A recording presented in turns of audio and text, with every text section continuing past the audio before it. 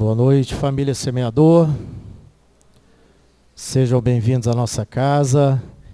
Que a paz e o amor do Mestre Jesus desçam sobre nós e permaneçam em nossos corações.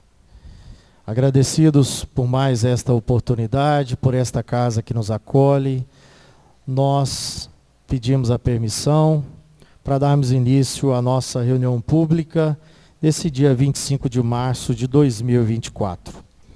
Aqueles irmãos que vêm pela primeira vez à nossa casa, sintam-se abraçados e acolhidos no amor do Mestre Jesus.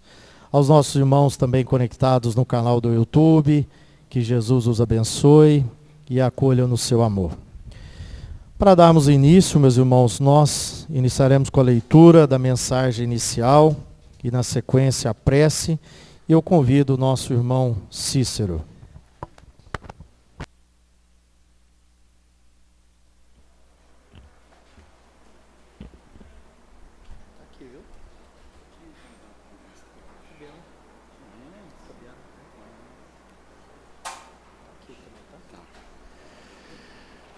Boa noite, irmãos.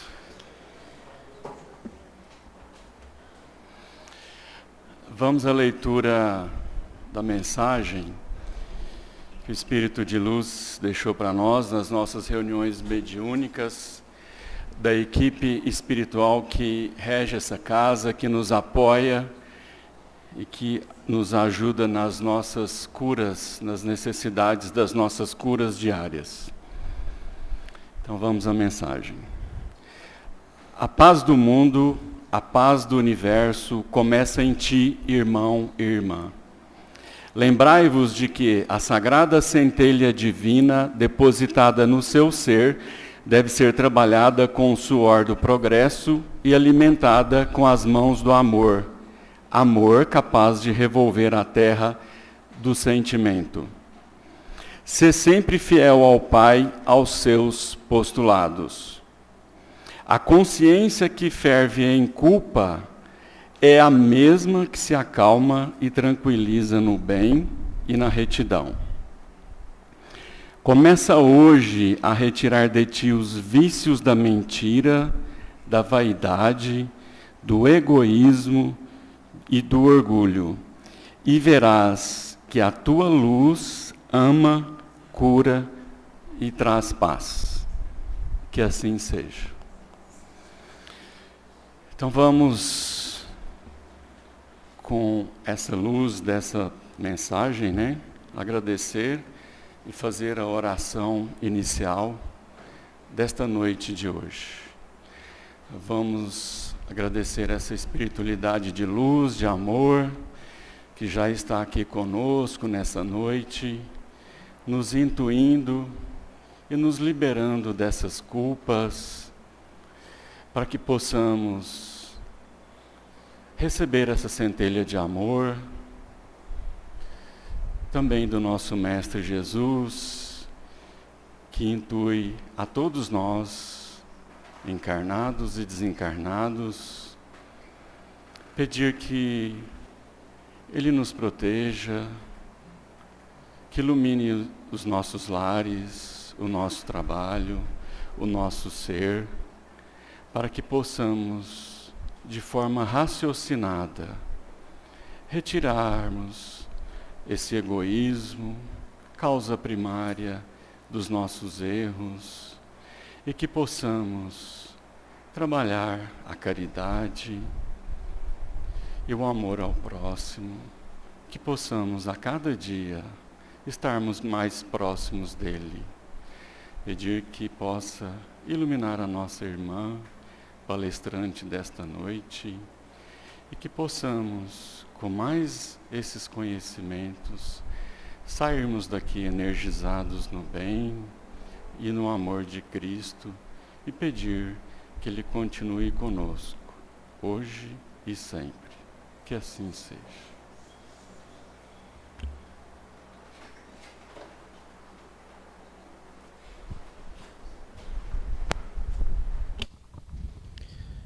E passando para o nosso tema de estudo da noite, hoje será abordado o tema O Poço de Jacó. Quem vai nos auxiliar no entendimento desse tema à luz da doutrina espírita será a nossa querida irmã Fabiana Manhães. Fabiana, que Jesus e a espiritualidade te iluminem. E vamos todos nós bebermos dessa fonte, do poço de Jacó.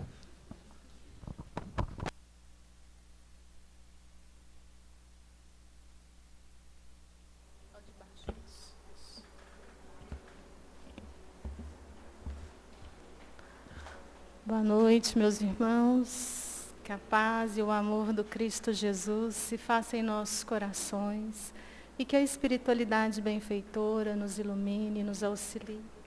Nosso tema, como o Denner anunciou, é o Poço de Jacó. E nós escolhemos esse tema com muito carinho, porque é uma passagem que nos traz ensinamentos profundos, ensinamentos belíssimos.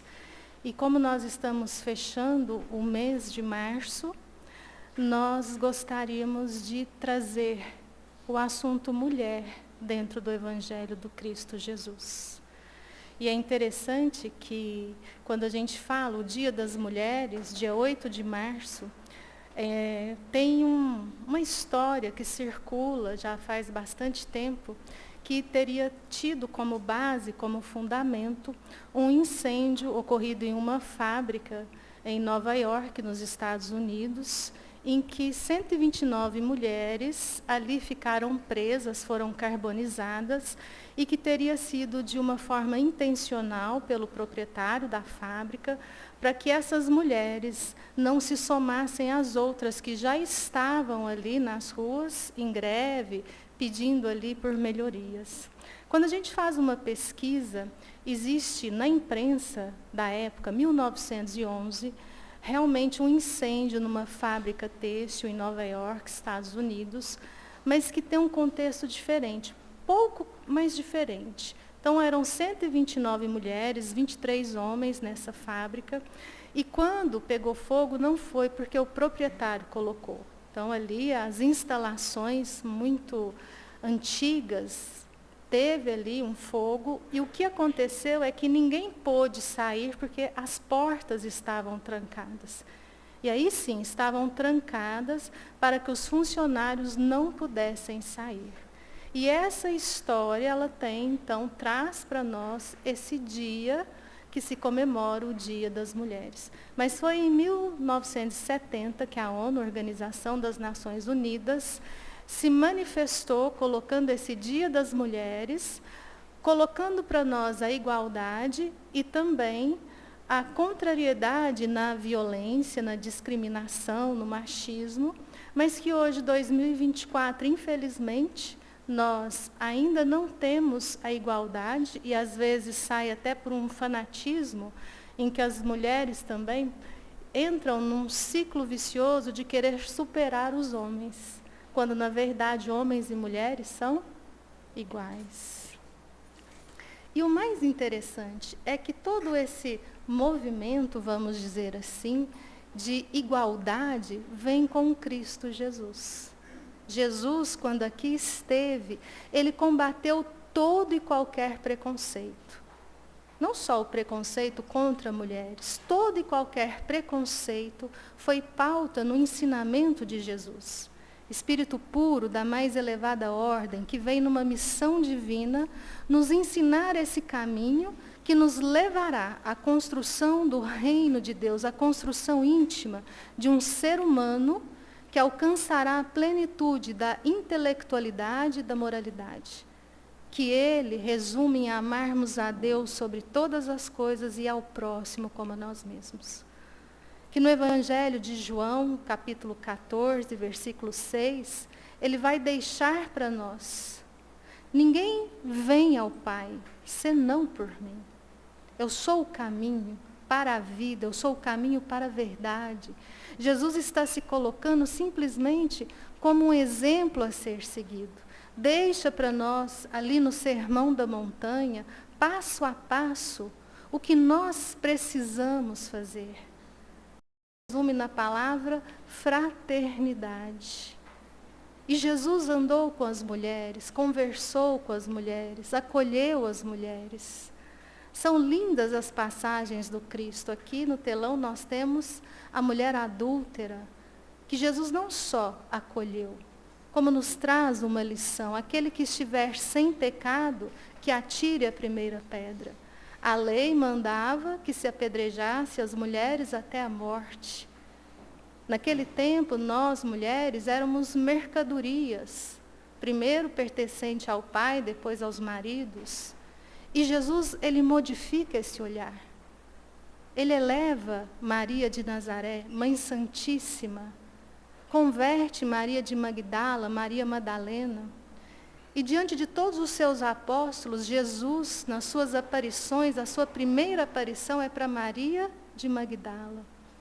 Numa passagem muito interessante, em que ele está na casa de Lázaro, ali estavam as irmãs Marta e Maria. Maria se coloca aos pés de Jesus e bebe na fonte dos seus ensinamentos. Jesus ensinava, naquela época só se ensinava aos homens.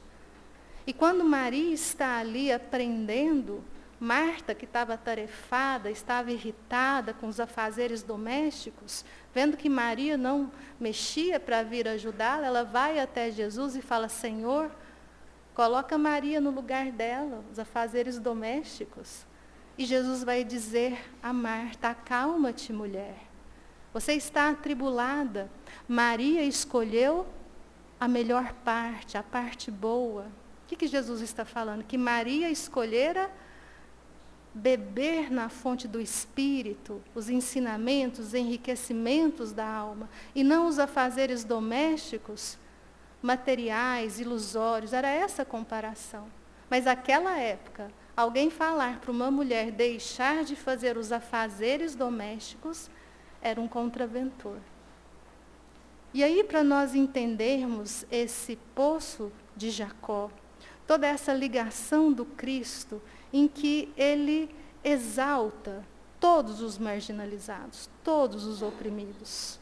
Ele nos traz essa visão de que ele andou com aqueles que tinham o coração brando, que os orgulhosos, os hipócritas também aprenderiam um dia. Mas ele veio para aqueles humildes, para aqueles que tinham sede de beber na fonte do seu ensinamento. Então, quando nós trazemos o tema Poço de Jacó, quem era Jacó? Jacó era era neto, de Abraão, filho de Isaac, e os três são os patriarcas que nós vamos encontrar no Velho Testamento. Então vamos recordar que ali sobre a escravidão no Egito, Moisés dirige aquele povo a Canaã, a cidade prometida, Canaã. Então nós temos aqui nesses três patriarcas o início da popularização, da civilização.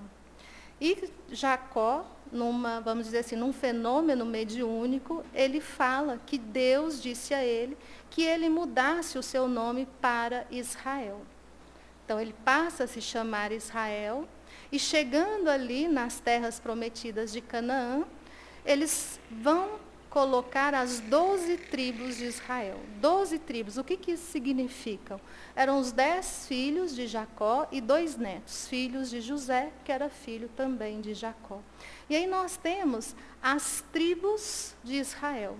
Hoje seria a Palestina, a faixa de Gaza, Israel, Líbano, um pedaço da Síria, a Cisjordânia, um pedaço também da Jordânia. Vamos dizer assim, um território que ainda hoje nós temos as tribulações do ódio, da guerra, das conquistas sanguinárias. E o interessante para a gente entender aqui toda a história que virá, é que quando nós temos Saul, Davi e Salomão, esses reis, eles foram passando de geração em geração, mas as tribos eram unificadas. Quando o rei Salomão morre, 930 anos antes de Cristo, há uma separação, as tribos do norte com as tribos do sul, divididas ali pelo rio Jordão. Mas o que aconteceu?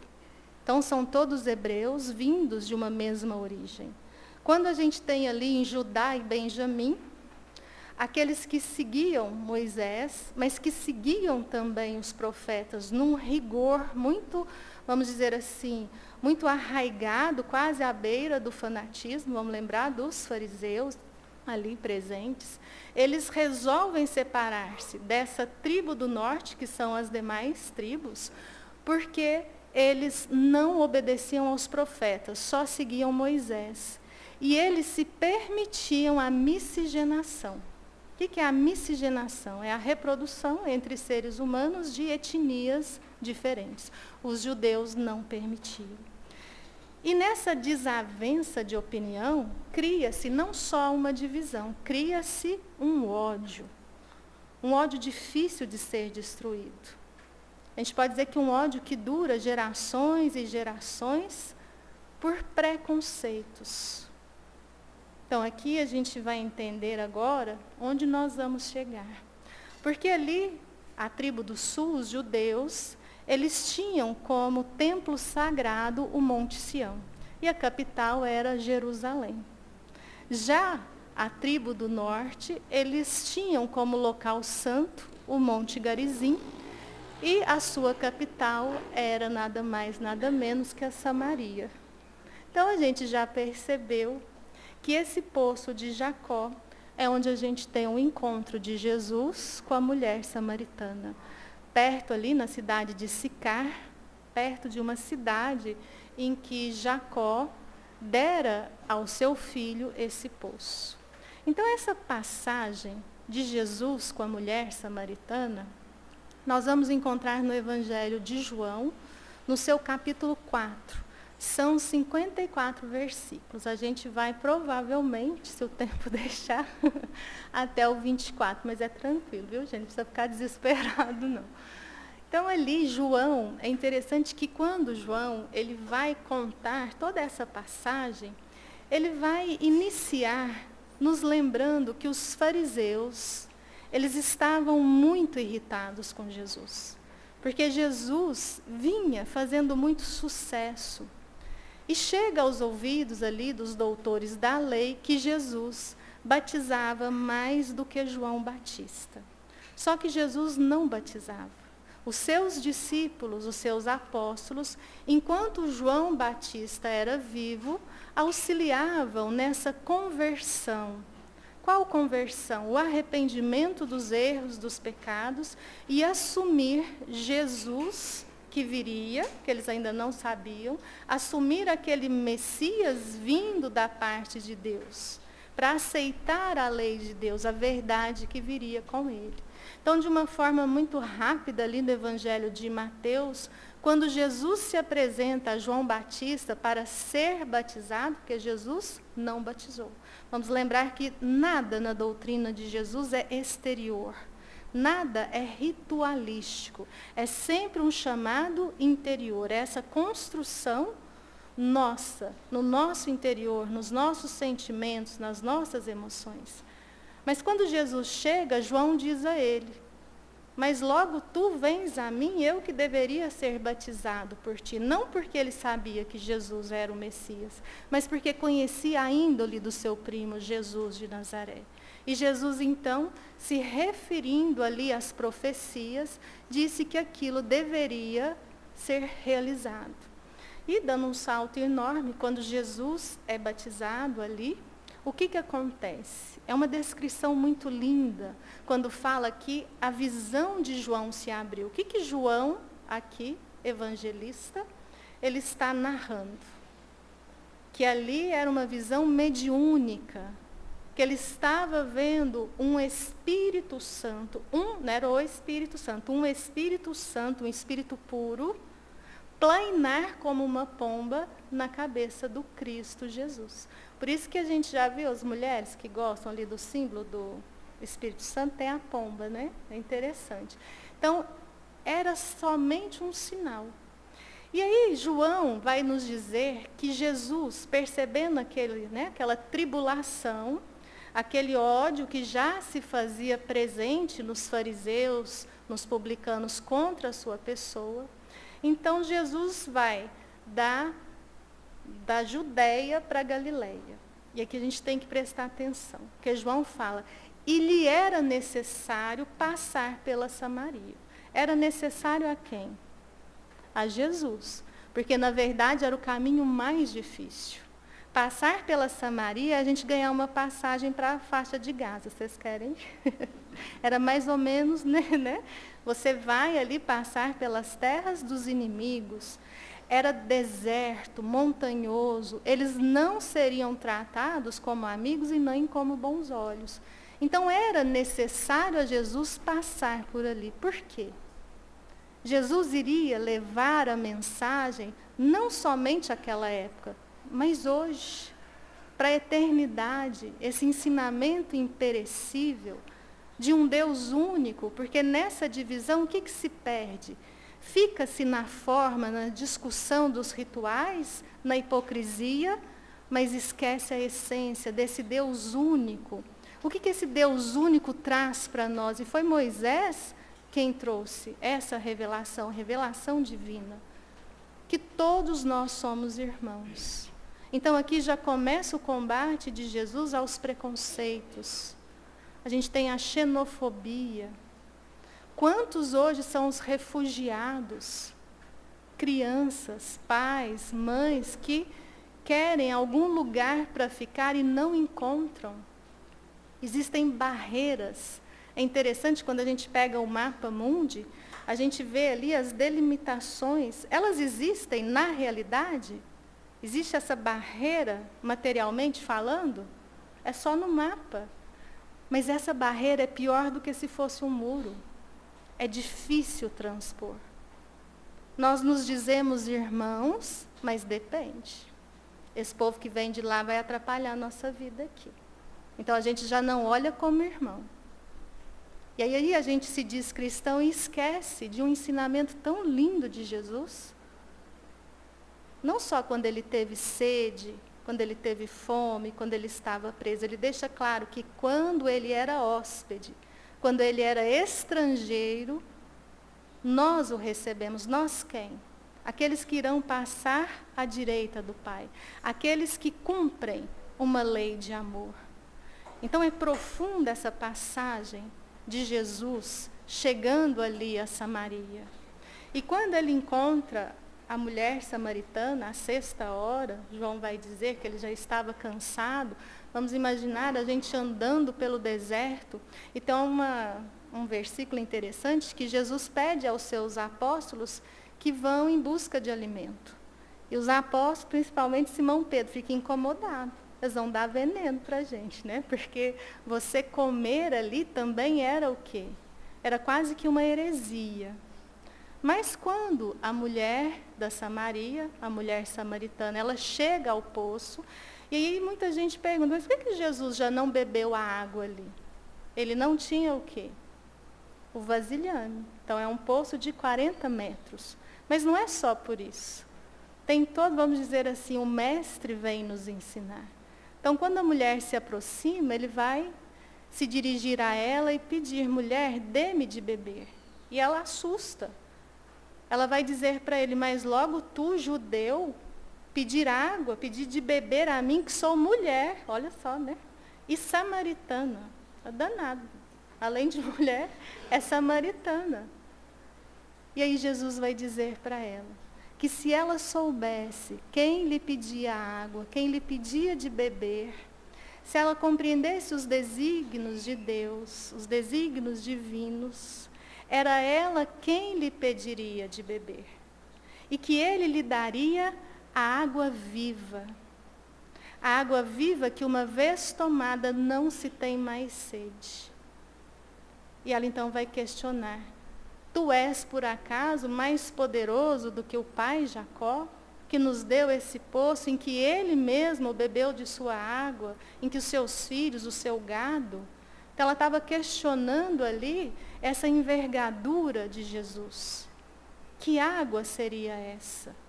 E aqui é momento de nós pararmos, de nós fazermos essa reflexão. Porque quando a gente entende a água material que nós bebemos, a gente tem sede? Vocês bebem água uma vez por semana e está tranquilo, né? Tem gente que bebe pouca água, né? Tem que beber água. Então, é uma água que a gente vai beber, mas a gente vai o quê? Sentir sede novamente. Jesus vai dizer que a água viva que ele traz, essa, além de nós não sentirmos mais sede, nós nos tornamos um poço de doação. Que nós vamos ser essa fonte de água viva eternamente. Então, quando a gente pensa, vamos pensar nós ali no deserto, horas e horas andando, morrendo de sede. A gente chega ali à beira do poço. Se nos ofertasse $1 milhão vamos pôr dólar, né? $1 milhão e uma jarra de água fresca, o que a gente escolheria? A água. Quem escolheu o dinheiro vai morrer, viu, gente? Vai morrer, vai morrer de sede, porque não tem onde comprar água. Então, o que Jesus já começa a mexer com o quê? Com os nossos valores. Nós valorizamos a matéria, mas aquilo que mata a sede do espírito são os valores espirituais. Essa água divina, essa água santa que Jesus nos oferece, é a água do seu evangelho.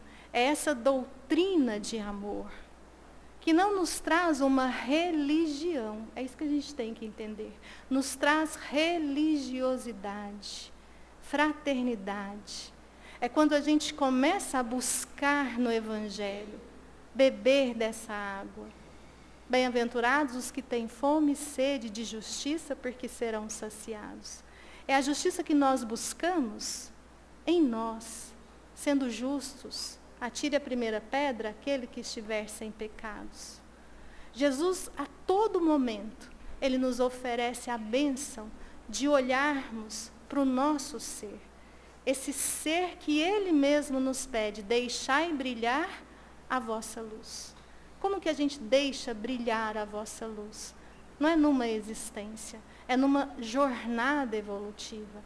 À medida que nós buscamos nessa fonte do Evangelho, o conhecimento que vai nos libertando do egoísmo, do orgulho, da vaidade, dos preconceitos, dos ódios.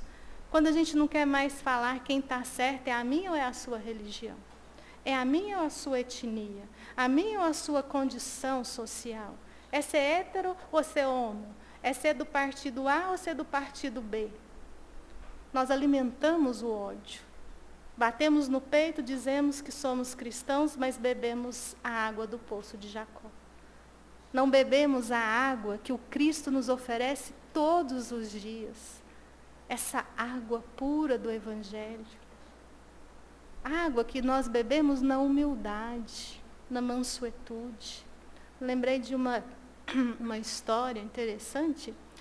Um menino na Inglaterra, logo que ele faz 4 anos, o seu pai vem a falecer, ele sente muita tristeza, mas o seu avô materno ali, junto com a sua mãe, não é que preenche, né? Mas ele auxilia, com muito amor, desse menino cresce muito feliz, muito amado, mas aos 16 anos, num acidente de carro, ele vê a mãe e o avô desencarnarem.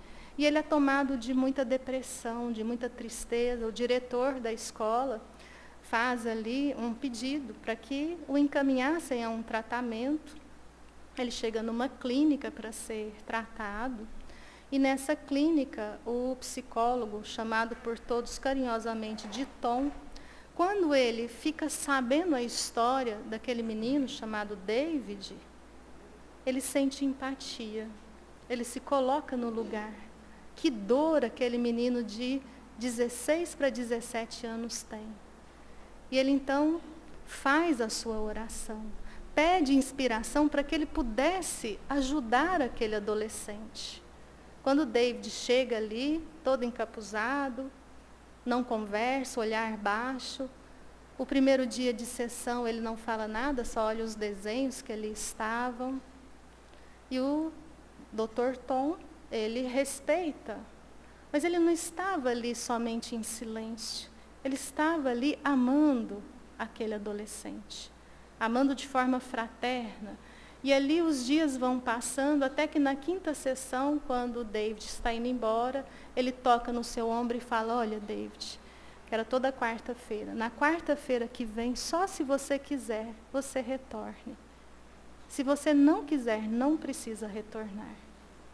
Porque ele não conversava, não olhava nos olhos. Na quarta-feira que vem, o David estava ali.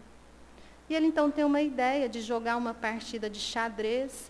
E assim vão se passando alguns meses, e eles jogando xadrez, até que um dia, já estava na primavera, o psicólogo estava vendo ali uma árvore muito bonita, e era para começar a partida de xadrez, e o David fala: doutor, é sua vez.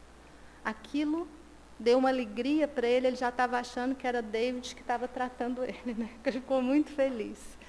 E nessas partidas, ele começou a conversar, ele começou a melhorar a expressão, até que numa quarta-feira lhe chega um cartão postal, dizendo que ele estava com os amigos andando de bicicleta. Numa outra quarta-feira, ele manda um outro cartão postal, dizendo que resolveu fazer faculdade. Até que chega o último cartão postal em que ele vai dizer: meu amigo doutor, você salvou minha vida. Nem sei como agradecer. Aquele silêncio carregado de palavras, carregado de amor, de acolhimento. Levarei o Senhor para sempre em meu coração. Essa história nos mostra essa água viva. Essa água viva que, quando nós vamos bebendo, ela é viva, ela é dinâmica. Nós também vamos dando de beber. Nós também vamos oferecendo. Quando ela é verdadeira. Quando ela não vem com interesse pessoal. Quando a gente se capacita a esse amor que o Cristo nos convida. A olharmos uns aos outros como irmãos. Não interessa a opinião. Não interessa se é divergente. Nós somos irmãos. Deus é nosso Pai. Como é Pai de todos. De todas as criaturas. E ali, dando sequência nos versículos, quando a mulher samaritana, ela começa ali a fazer os seus questionamentos, Jesus vai pedir a ela então que chame o seu marido. E ela vai dizer que não tinha marido. E aí Jesus vai dizer para ela: agora foste sincera. Você teve 5 maridos e esse 6º não é seu marido. Aí a gente começa assim: nossa, Jesus está interessado na vida da mulher samaritana, né? Mas não era isso, a gente tem que entender. O que Jesus estava falando? Mostrando para ela que ele, que na visão dela estava ali conhecendo naquele instante, já sabia tudo o que se passava no seu coração. Porque naquela época os profetas tinham um valor inestimável. Então Jesus, quando ele fala da sua vida pessoal, ele está simplesmente trazendo a ela o título de profeta. E ela então vai dizer que vai trazer as pessoas. Ela acredita que ele é o Messias. Mas o que é mais interessante é que ela, querendo se purificar, ela vai questionar Jesus. Senhor, eu quero ser um ser humano melhor. Vamos mudar a palavra. É como se a gente tivesse essa oportunidade. A gente está ali, no poço de Jacó, Jesus está diante de nós. E a gente vai olhar naquele olhar e dizer a ele que nós queremos beber essa água viva. Que nós queremos nos purificar. Deixar as nossas inferioridades, as nossas imperfeições. Mas aí ela questiona Jesus: como adorar a Deus? Será no Monte Sião? Será no Monte Garizim? Será lá em Jerusalém? Será na Samaria? E Jesus vai dar uma das mais belas respostas. Em verdade, os tempos são chegados, em que adorareis ao Pai, em espírito e verdade. Então não é no centro espírita, não é na igreja A, B, C, não é no ateísmo. Em espírito e verdade. Sentimento verdadeiro. Destruição da hipocrisia. Esse conhecimento de quem somos nós. É essa nossa conexão com o divino, a nossa conexão com o Pai. Reconhecer quem somos nós. Estamos aqui em aprendizagem, numa aprendizagem de amar. Mas o que é aprender a amar? É aprender a perdoar. É aprender a ter empatia, fraternidade, solidariedade. É o fora da caridade não há salvação. Nós não alcançaremos a perfeição sem nos tornarmos perfeitos. Essa oração em espírito e verdade.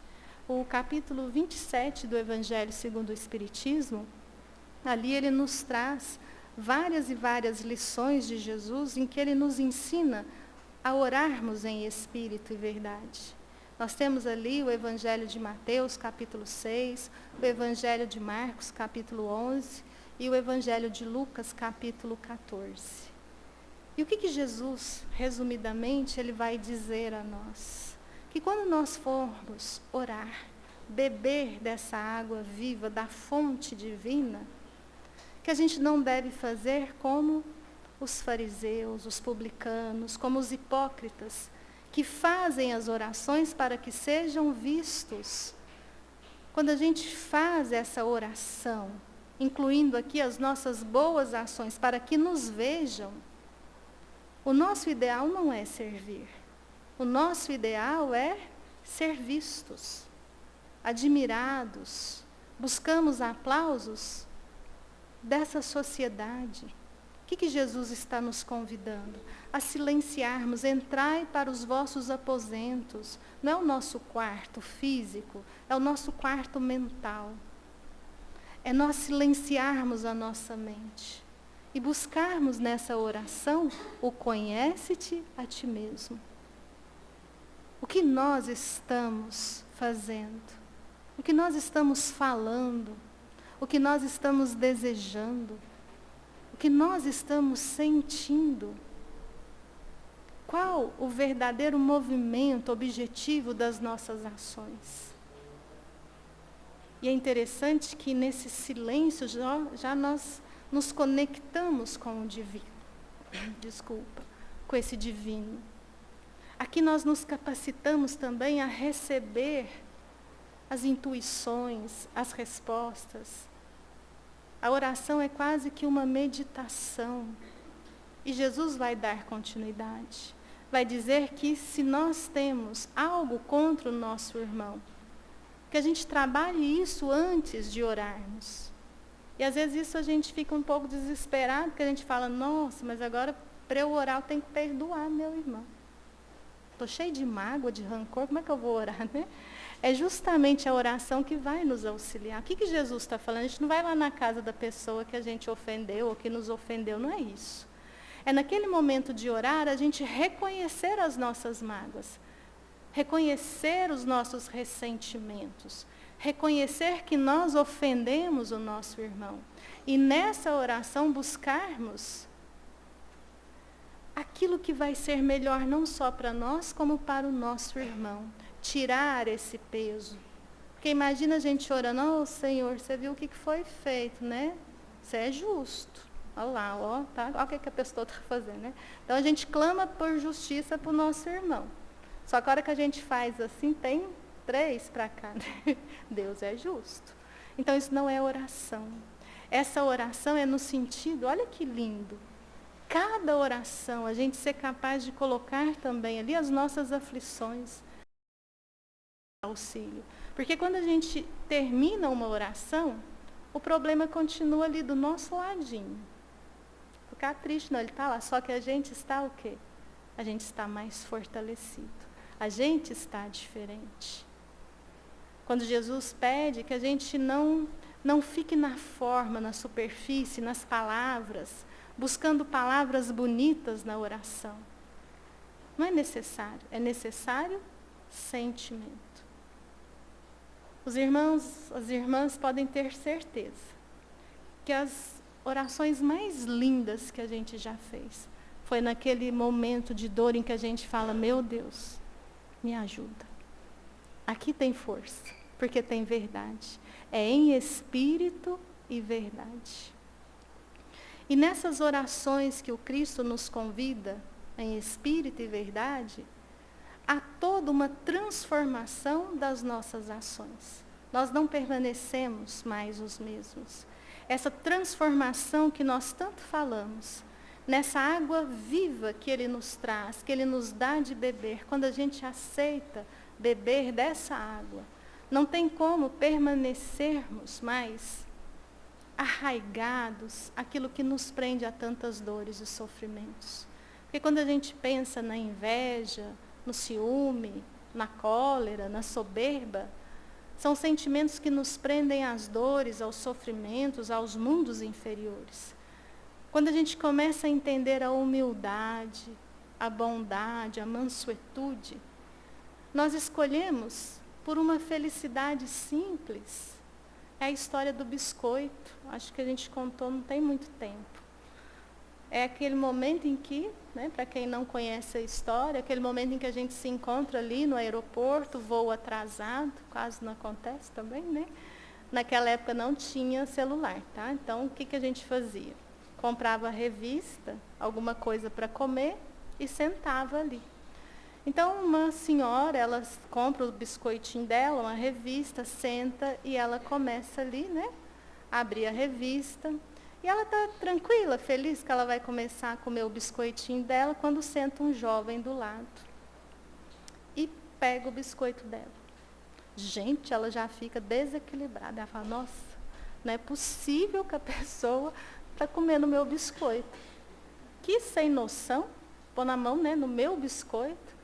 Ali ela pega um biscoito, muito da nervosa, come o biscoito, acho que ela não sentiu nem o gosto, E o rapaz pega o biscoito, o rapaz feliz da vida, pega o biscoito e come.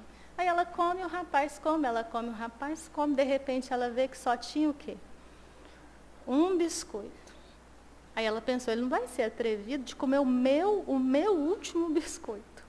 E o que ele fez? Pegou o biscoito, dividiu no meio e deu metade para ela, comeu metade. Ainda deu tchau para ela. O dia dela, a semana dela, a viagem dela acabou. Ela estava super irada, nervosa, com esse povo de hoje, essa geração de hoje, Toda geração é assim, viu? Vai mudando e a gente vai falando com essa geração, A gente vai ficando velho, vai ficando com ciúme da geração nova.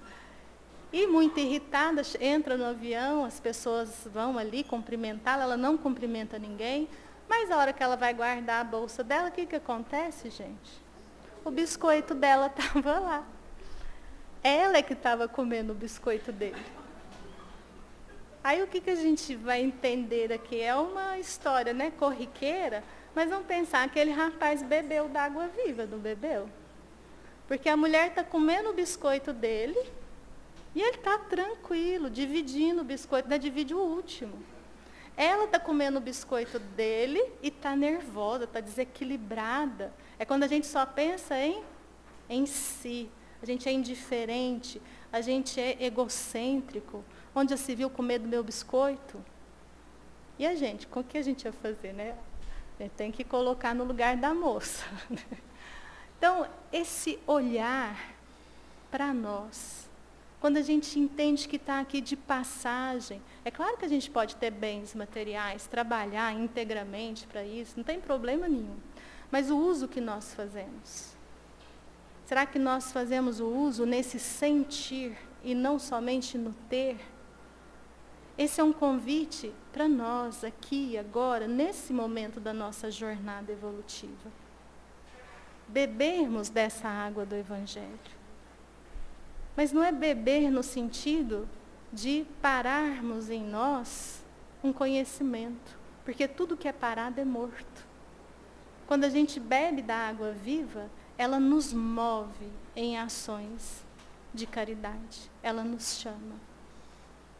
E para nós finalizarmos, que já deu tempo, já estamos no versículo 24, então a gente vai fazer um exercício. A gente vai tirar ali a samaritana do poço. E vamos fazer esse exercício final. Agora somos nós que estamos ali aos pés do Cristo. E a visão que a gente tem é essa mão estendida, que vai ficar estendida até o momento que Ele nos entregar ao Pai, até o momento em que nós estivermos capacitados a entender de vez que somos todos irmãos, sem exceção.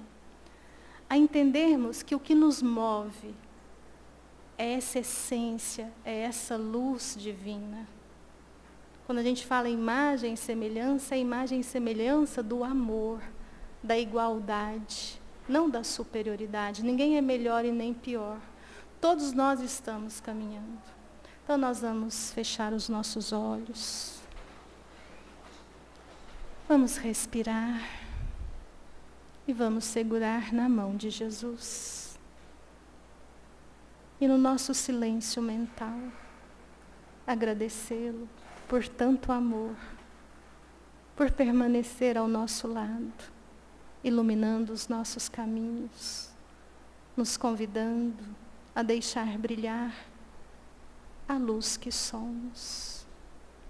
Deixemos com o Cristo as nossas aflições, as nossas dores e principalmente o nosso medo. E vamos receber a água viva que nos preenche de coragem por entendermos quem somos nós, por compreendermos a nossa imortalidade, por compreendermos que nas várias moradas da casa do Pai estamos cada um de nós evoluindo, progredindo. E é essa coragem que nos levará sempre adiante, pelas veredas da paz, do bem, da misericórdia. Que nós possamos abrir os olhos, trazendo Jesus conosco. E que seja rápido o dia em que falaremos que já não somos nós que vivemos, mas o Cristo que vive em nós, que vive em cada um de nós. Então amemos uns aos outros, porque essa é a verdadeira oração em espírito e verdade. Que Ele nos abençoe.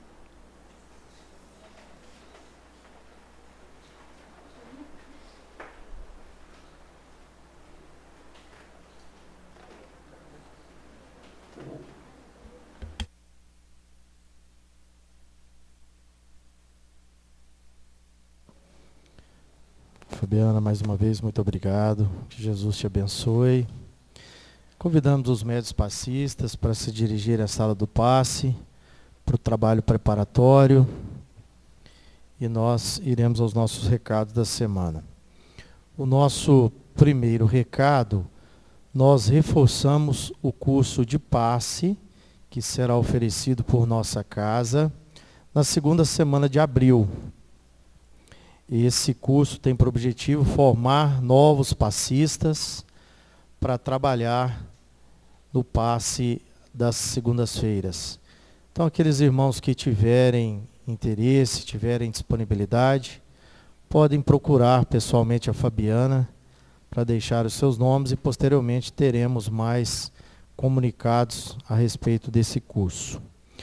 E o nosso próximo recado, eu vou convidar a Fabiana, que a Fabiana tem um convite muito especial para nós, de um evento que acontecerá na nossa casa no início do mês de abril, e ela vai contar todos os detalhes para nós. Esse recado a gente vai dar porque a gente já fez, refez, desfez, então ele ficou pronto há pouco tempo. No dia 8 de abril, a gente vai ter a noite do macarrão aqui na nossa casa, uma segunda-feira. Então, o macarrão vai ser feito a segunda-feira, durante o dia, à tarde, vai estar fresquinho, né? Então, vai ser vendido individualmente, R$15 o valor. Quem comprar antecipado vai ganhar uma pitulinha. Ó, já tem até oferta, né? E toda a verba é, lógico, né, para os trabalhos da casa e também para coisas que vão surgindo. Então, a gente está com 3 reuniões mediúnicas no mesmo dia. Então, quando a gente usava a mesma sala em dias separados, agora a gente tem que usar uma sala. E o pessoal da sexta-feira está bem desalojado, né? Esse negócio ali está difícil. Chove neles, né? Então, a gente tem que fazer algumas reformas.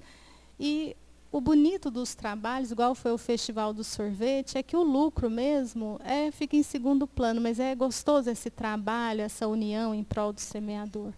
E as ideias sempre surgem, pedem que a gente faça ali, os carnês, a gente é resistente a isso. A gente acha que tem que ter o trabalho, e aí vai ter o a bolonhesa e o de queijo. Aí perguntar dos veganos. Os veganos aí vão ter que jantar em casa só nesse dia, até a gente ter outra ideia, né? Ou então a gente faz a noite da salada também, para todo mundo, né? Ninguém ficar de fora, tá certo? Então, no dia 8, após a palestra ali na saída, a gente vai vender os macarrões. Vai ser individual no Marmitex, tá certo? Então, nós já podemos encerrar, né? Então, o Denner não deu esse recado, gente, porque nem eu estava sabendo direito. Então, a gente ainda está construindo ele. Se quiser comprar adiantado, o Denner vai ficar com os convites aqui na frente, que a gente vai vendendo aqui mesmo, pegando os nomes, tá certo? Então, vamos, nesse instante, elevar os nossos pensamentos ao Mestre Jesus, agradecendo, não só o conhecimento que Ele nos traz no seu Evangelho, mas, sobretudo, o convite que Ele faz a cada coração. E nós lhe rogamos, Senhor, por toda a humanidade, que possamos pedir paz, sendo vetores da paz. Que possamos pedir mais amor, amando e servindo. E que nesse instante, diante dos seus benfeitores espirituais, as águas sejam magnetizadas, transformadas na medicação necessária. Que possamos nos preparar para o tratamento do passe. E que os nossos irmãos que estão em seus lares recebam o passe espiritual. Oremos todos juntos. Pai nosso, que estais no céu, santificado seja o vosso nome. Venha a nós o vosso reino. Seja feita a vossa vontade, assim na terra como no céu. O pão nosso de cada dia nos dai hoje. Perdoai as nossas dívidas, assim como perdoamos aos nossos devedores. E não nos deixeis cair em tentação, mas livrai-nos de todo o mal. Vamos em paz e que Jesus nos abençoe.